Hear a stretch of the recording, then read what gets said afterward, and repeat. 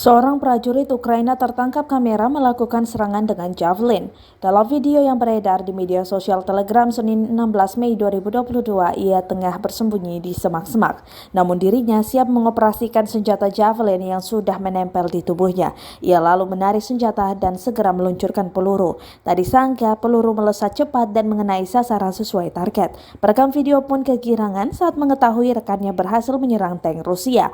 Dari kamera drone di udara nampak tank di darat langsung meledak saat terkena peluru. Tak sampai 1 menit kendaraan lapis baja itu hangus seketika.